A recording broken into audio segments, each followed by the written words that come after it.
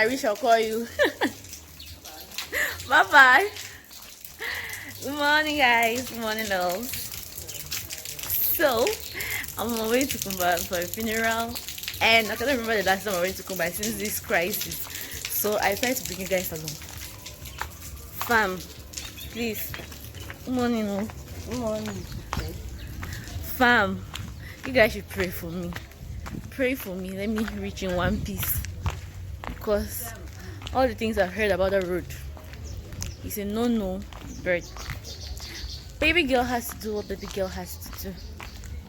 So that's what I'm headed to. It is what it is. Bye guys, see you there.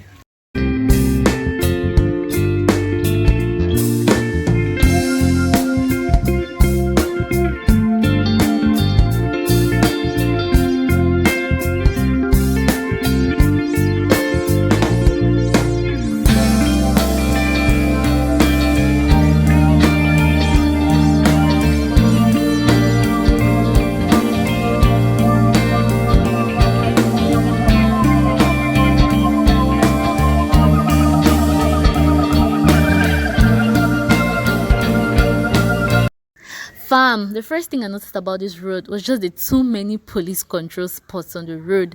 I mean, there were about 8 or more, if I'm not mistaken, if my brain isn't failing me. So yeah, they made the whole journey long and tiring for me, because for every police control spot you met on the road, you have to step down from the car, show your ID card, move, enter back the car. All that process just made the journey long and tiring for me, because normally from Boya to Kumba on a normal circumstance should be about an hour's drive or so, but because of all the protocols on the road, it made it about 1 hour 30 minutes plus on the road. So the journey was just long and tiring for me. Yeah.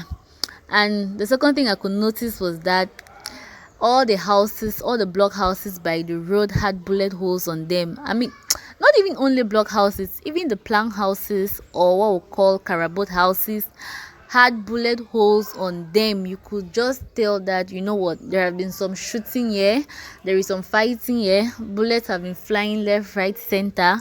It was evident from the houses by the road. You could really see a lot of bullet holes on a single house, so you could know that there was serious firing on that road. Yeah. And the next thing I could notice was the desertion of the road. I mean, guys, fam, this road is so deserted. I mean, my God, the only place you could see lively is in Moyoka, where you can even find people on the road, or a little bit of music, or even some human being noise, you know. After that, after you pass Moyoka, it just gets back to this lonely, isolated place, and the view I mean, no, yeah.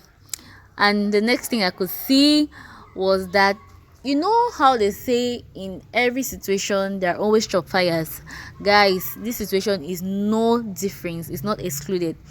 There are equally some chop fires still staying in these deserted areas. You could see napkins spread out in front of houses, baby clothes, to tell you there are inhabitants in that house, and they are even with children. I was just like, why would people risk their lives like that? Like, at any moment on that road, they could be shooting, a crossfire. So why would you risk yourself or your child to be a victim of a crossfire during a war? But again, I totally understand. Relocating is not easy. Some people don't have the means to relocate.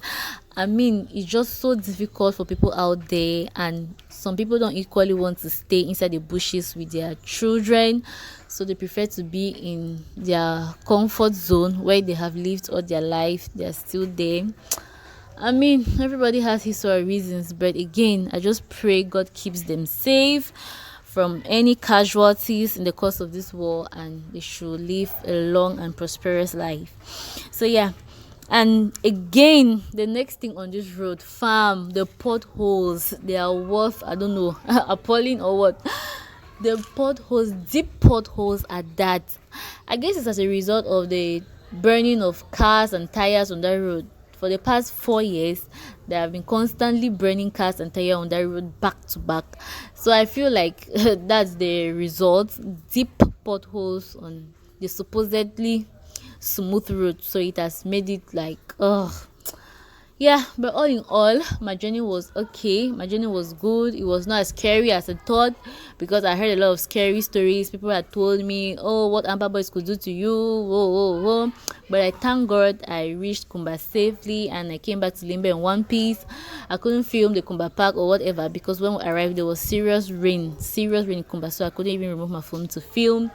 But I thank God for journey mercies. He brought me back in one piece. So fam, please do me the favor of subscribing. I mean, like this video, comment. When was the last time you went to Kumba? When was the last time you traveled this road in crisis?